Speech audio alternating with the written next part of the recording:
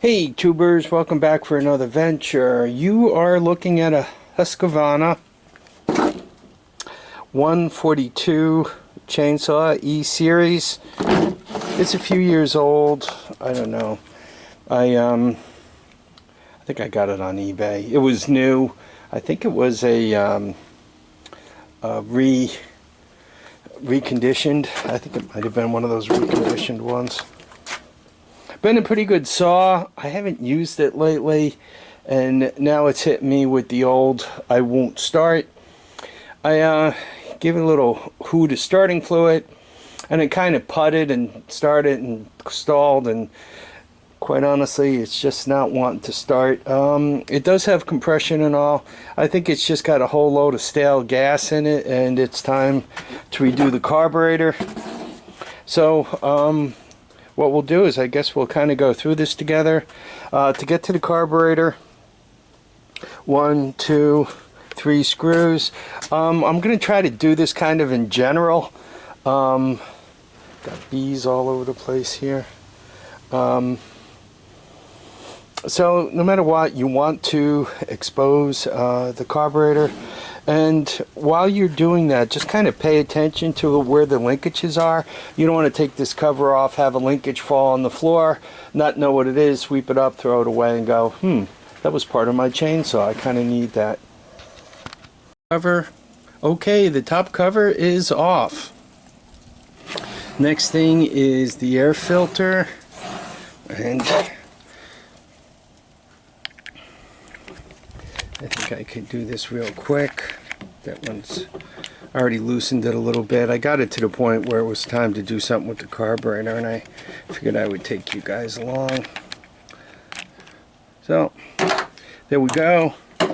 Now to get the carburetor off, I take those two. Pay attention once again, like you see this little piece here that kind of goes to the throttle. It comes off real easy and gets lost even easier, so pay attention to that, how it goes in and out. And once again, I'm going to do this kind of generically. I already tested the saw. It does spark. There's not an issue with that, and it does kind of pop with a little starting fluid and all. It just really is ripe for fresh gas and a carburetor clean. Okay, next up were a couple of 10mm bolts. One there, one here.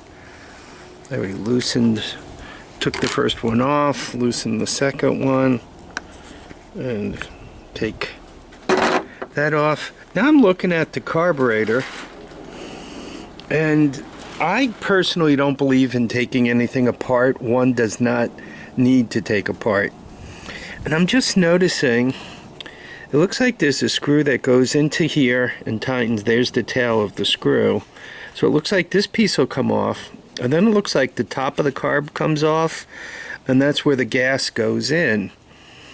So I'm not going to completely tear the carb out of this if I don't need to. So I'm going to give that a try and see where it brings us. Okay, it turns out the screw that went through here, it also did an idle adjustment thing. I also loosened this one up on top here. And I don't know if you can see it, but there's some gasoline floating around and all. I'm going to kind of go through that and see what I could clean up. And if I find anything interesting, I'll let you know. Well, I dumped the gas out, and that's what it looks like. I guess we'll call that bad news. I took the gas cap off of it. We took this off before, we took the hose off, and what I did is I fished the little ceramic filter out, and I made sure that I have gasoline flowing, because if you take this and put it into the line,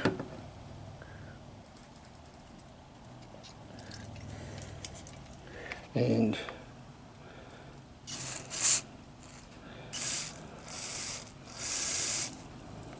see the way it flows right out of there. So I've more or less cleaned everything that I can find to clean.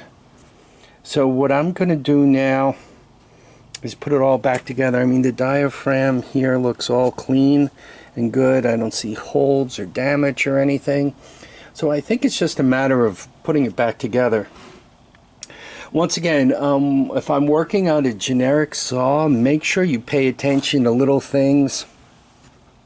Like there's kind of a flapper at the end of my finger there. Sometimes there's little springs that was not in the case of this saw. If you look down there, right in that bowl on the bottom of it, is a screen. So I kind of blasted that out and blasted all the jets, you know. I used brake cleaner. But it seemed to do the job. So now I think it's just a matter of putting it back together again, putting some fresh premix in, and seeing what it all does. After I do that, you know, the rest of the saw needs some servicing also. It needs to come apart and just get cleaned to make sure it's being oiled properly. I'm going to go over the chain quickly with a file. It's pretty sharp, but just in case there's any single teeth that aren't doing all they could be doing, because maybe a single tooth or two is a little damaged. So I'm gonna clean up the chain and pull it tight. You know, little things like you see in here. Make sure that it's getting all the air it wants to breathe, right? Just kind of a general cleanup for the saw, and we'll see if it starts and runs and cuts wood. Hey tubers, well, the saw's all back together again, and I did the old premix, and now it's time to see if Harvey's a chainsaw mechanic or not. So there you go.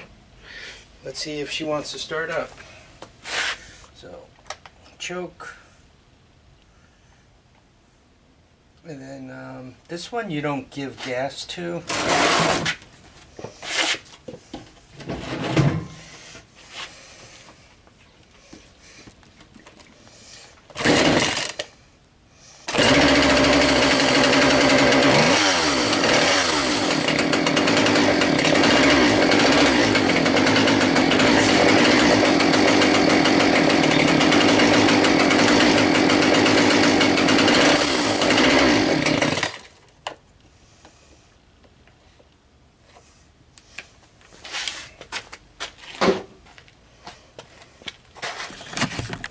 So I had messed around with the idle a bit when I took the carburetor off, but you guys can see it starts.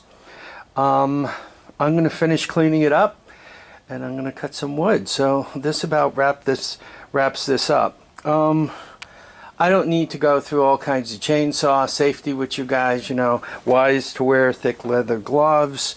You know, wear the chaps so that if the saw gets away from you, it doesn't cut anything important on your legs and all. You know, eye protection, hearing protection, a helmet. You know, try not to drop a tree on yourself. There are many, many, many ways of getting hurt with chainsaws. And what I seem to notice most, my friends who have the most experience with chainsaws seem to get hurt. Seems that you can hand a chainsaw to a complete amateur, and you know, they might not be able to get it started, or at least they're afraid of it. But then you end up with the pros who end up hurting themselves worse. Or I had a friend of mine, Louis, who dropped a... He didn't drop a tree on himself. He was dropping a tree, and as it was coming down, it created a widowmaker, which made his wife a widow, unfortunately. So, you know, chainsaws are inherently dangerous, so please be careful. You know, they don't just take a little bit of a nick. They seem to play mostly for keeps. Especially a little bit of a nick if you're out in the middle of the woods and you got to haul yourself home.